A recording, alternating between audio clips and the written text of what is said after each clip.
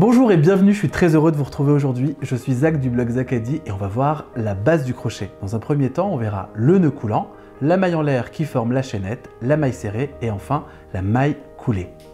Aujourd'hui, on va crocheter un cache-pot avec les fils de la marque Realia. Ce qui est super avec le crochet, c'est que vous pourrez crocheter n'importe quel type de matière.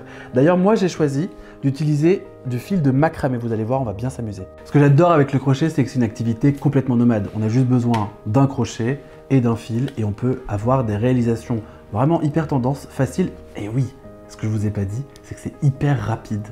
J'ai hâte que vous vous y mettiez. C'est parti, on va utiliser notre fil de macramé. Moi j'ai utilisé un crochet 6,5. On ouvre sa petite pelote. On va démarrer par ce qui s'appelle un nœud coulant. Très simple, on va créer une petite boucle comme ça sur la table, ramener cette boucle sur ce fil, créer comme un petit bretzel. Là, je vais prendre ce fil-là, bien maintenir le fil de la pelote et le fil libre et tirer pour créer mon nœud coulant. On va tirer sur le fil libre là pour resserrer un petit peu notre première maille. On resserre bien le nœud. Je glisse mon crochet dans le nœud et je resserre un petit peu ça, ce petit nœud là. Le crochet, lui, doit pouvoir glisser à l'intérieur. On va faire un jeté vers soi. Le jeté, c'est toujours vers soi. Vous ne ferez jamais le jeté à l'extérieur, toujours vers vous. Et vous allez essayer de passer ce jeté, donc ce fil, dans cette boucle, en utilisant le crochet. Et là,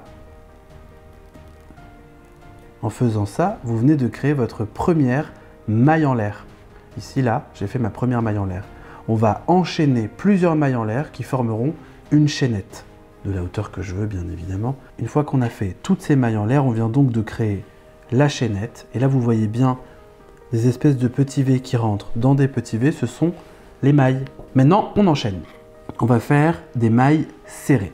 Si je crochette directement ici, vous voyez, hop, le fil, lui, il s'en va. Donc, je ne peux pas crocheter directement dans la première. Je vais laisser une maille en l'air avant de crocheter dans la deuxième, ma maille serrée. Je pique dans la maille, le fil devant, un jeté donc.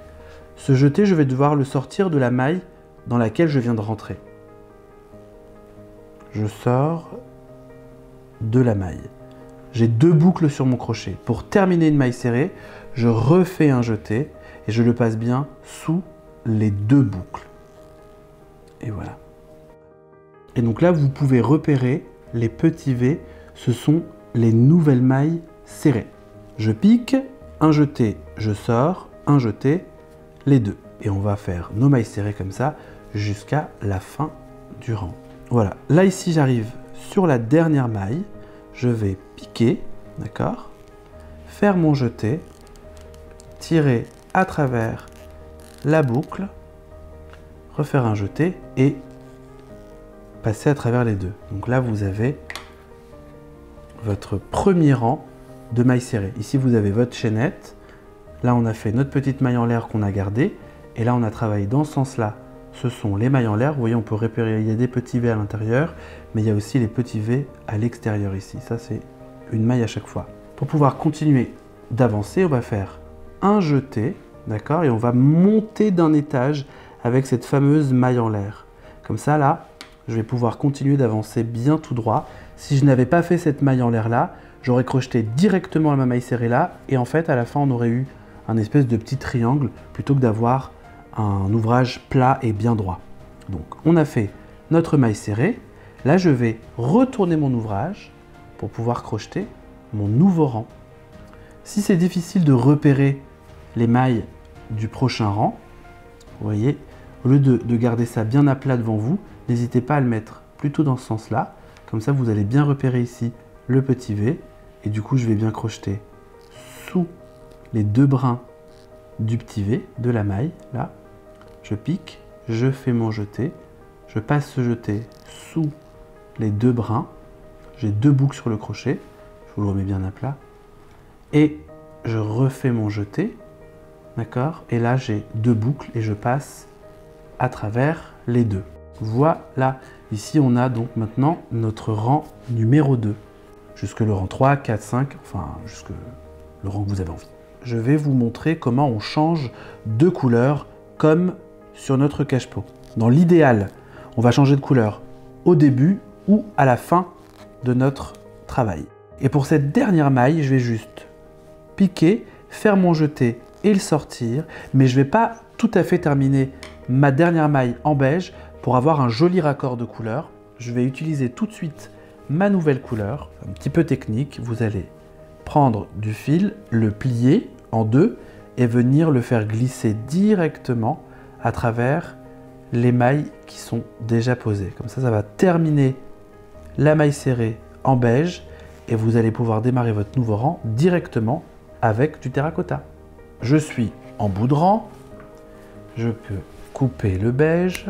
Là, à la fin, vous pourrez rentrer vos fils et les cacher. Donc, on démarre directement en faisant une maille en l'air. On tourne, on pique, un jeté, je sors, un jeté, les deux. Et vous voyez, j'ai mon nouveau rang coloré qui vient se poser sur les crus. Vous savez maintenant changer de couleur. Je vous invite à faire un petit cache-pot. Pour ça, on a besoin d'un pot, n'importe quelle taille, même une boîte de conserve, regardez. Donc moi j'ai décidé de prendre une petite jarre en verre. Il nous faut un crochet 6,5 et du fil de macramé de la couleur de votre choix. On démarre avec notre nœud coulant, bien serré. On glisse le crochet à l'intérieur. Et là on va démarrer, vous savez, les mailles en l'air pour faire la chaînette. Vous allez voir, vous allez pouvoir adapter le cache-pot à n'importe quel pot de votre maison, que ce soit une boîte de conserve comme je vous l'ai dit, ou même plus gros si vous avez envie de recouvrir un pot avec une plante dedans. J'ai ma petite chaînette. Et là du coup je vais venir voir autour de mon pot ce que ça donne. Donc là vous voyez, j'en ai pas fait assez. Allez, hop. 7, on va faire les gourmands, on va en faire 8. Donc, est-ce que là, j'ai été un peu trop gourmand. Vous voyez ici, il faut quand même que ce soit un peu tendu pour que ça puisse bien être serré autour du pot. Là, vous voyez, j'ai des... Je vais utiliser un crochet pour bien vous montrer. Voilà, ici, j'ai des mailles quand même qui viennent se chevaucher. L'idée, c'est que vraiment, cette dernière boucle vienne vraiment au dernier, du coup, dans l'idéal là, au niveau du nœud. Donc là, je vais défaire. Donc là, je dois défaire 1, 2 environ. Donc, 1, 2. Je remets bien mon crochet dedans. Pas perdre mes mailles. Je vais remettre ça. Et là, vous voyez, c'est quand même bien tendu. Là, on voit que je peux venir connecter cette dernière boucle avec la toute première que j'ai faite. J'ai mon nombre de mailles. Et là, ce qu'on va faire, c'est qu'on va fermer cette chaînette par une maille coulée. Vous allez voir, c'est très simple pour pouvoir créer une espèce de petit bracelet comme ça qu'on va avoir et on va pouvoir crocheter en rond du coup. Je vais juste venir dans cette première maille, celle qui est la plus proche du nœud, passer mon crochet à l'intérieur. On laisse tomber ce petit fil. Je fais un jeté, d'accord? Et je vais passer ce jeté à travers directement les deux. C'est pour ça qu'on appelle ça une maille coulée. Et là, vous avez du coup fermé votre chaînette en rond. L'idée, c'est qu'on va travailler autour de la chaînette en rond et à force de faire des rangs de mailles serrées, on va avoir du coup notre cache-pot. Je repère ma maille qui est juste là et je vais piquer directement dans la boucle. Je pique, je fais mon jeté, je le sors, un jeté, les deux, et donc là j'ai fait ma première maille serrée. Et je vais continuer comme ça, tout le tour, dans chacune des mailles en l'air de la chaînette. On va enchaîner directement, vous voyez là c'est le moment de la petite jonction. Donc là c'était ma dernière, et là c'est ma première maille serrée. Et bien j'enchaîne directement, sans rien faire. Je ne fais pas de maille coulée pour fermer, rien d'autre. Je viens directement piquer dans la maille serrée, je fais mon jeté, je passe à travers, et je ferme directement, comme pour faire une maille serrée. On a fait ensemble notre premier rang. Donc, ce qu'on va faire là, c'est qu'on va juste quand même vérifier si on ne s'est pas trompé dans la taille. Ouais, je crois qu'on est pas mal. Et voilà. Alors, on enchaîne directement le deuxième rang. Alors, si vous avez envie de savoir où est-ce que vous en êtes, vous pouvez mettre un petit fil ici ou un petit trombone pour marquer le début du tour. Donc là, j'enchaîne directement le tour 2 avec les mailles serrées. Et là, vous savez faire, je pique bien sous les deux brins de la maille, un jeté, je sors, un jeté, les deux, et je fais ça tout le long du tour. Donc là, on arrive bientôt.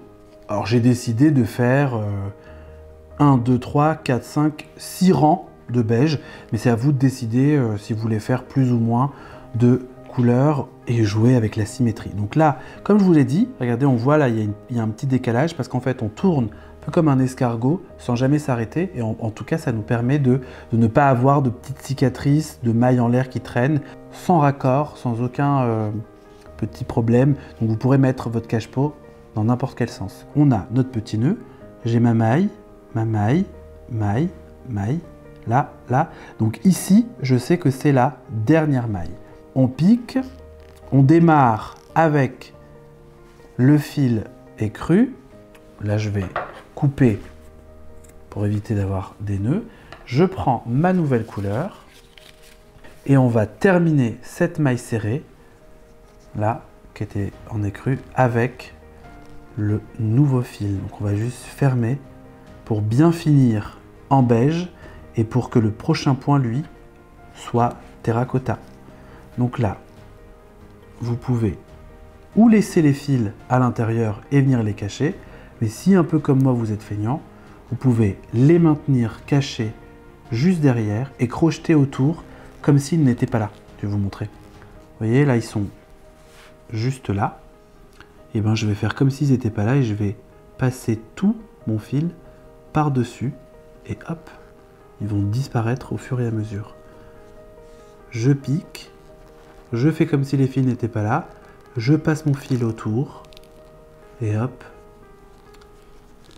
ils viennent de disparaître. Et je continue comme ça, mes nouvelles mailles de la nouvelle couleur, tout le tour, en cachant les fils à l'intérieur. Comme on tourne en rond comme dans un escargot, ne vous en faites pas, c'est normal qu'il y ait un petit décalage. Et donc là, je viens connecter du coup la fin du tour. Et là, j'ai terminé. Hop, pour vérifier la taille, vous allez juste tirer le fil là avec le crochet pour pas que la boucle s'en aille. Et on va venir voir où est-ce qu'on en est. Et ben voilà, on a fait la moitié. Allez, on continue. Et on continue de crocheter les mailles serrées jusqu'à la hauteur désirée. Et on se retrouve tout à l'heure. Alors là, on arrive à la fin du dernier rang. On voit ici le petit décalage. Regardez, je remonte. Donc du coup, à partir de cette maille-là, je vais faire tout un rang en maille coulée pour avoir une belle finition et avoir du coup une espèce de petite tresse qui vient se poser, mais du coup, ça nous fait une belle petite finition. Piqué, comme si on démarrait une maille serrée. Je fais mon jeté, je le passe sous la boucle et je vais directement enchaîner sans refaire de jeté. Je pique, mon jeté, je passe et j'enchaîne directement. Et du coup, ça va venir couler, donc écraser les mailles et faire un beau rebord. Hop, on fait ça tout le tour. Alors attention parce que quand on fait le dernier rang en maille coulée, on a tendance un peu à trop serrer. Donc allez-y tranquillement et surtout gardez bien les boucles de la même taille, d'accord? Ne serrez pas trop comme ça là, parce qu'on a tendance à faire ça, à serrer, à tirer, à serrer. Et du coup, quand on serre, déjà c'est un peu difficile et vous allez voir, du coup tout est hyper serré et ça va du coup rétrécir votre cache-pot alors que l'idée c'est quand même de rester bien droit. Donc hop, on défait, on revient, on remet un peu de mou comme ça, et hop, on reprend tranquillement. Je pique, un jeté, je sors, et je glisse, sans avoir besoin de retirer. On va couper son fil, on va tirer, on ne va pas rester avec juste ce fil qui dépasse. Là, vous voyez, on a un espèce de petit décalage qui n'est pas très joli.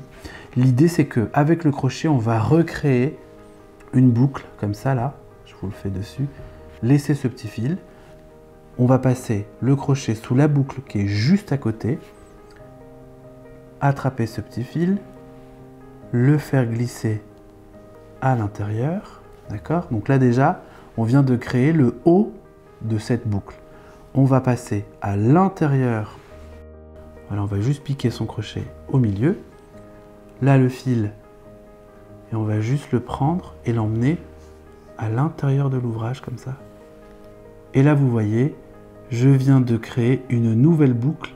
Et du coup, comme ça, hop, il n'y a pas de mauvais raccord. On va juste retourner son ouvrage.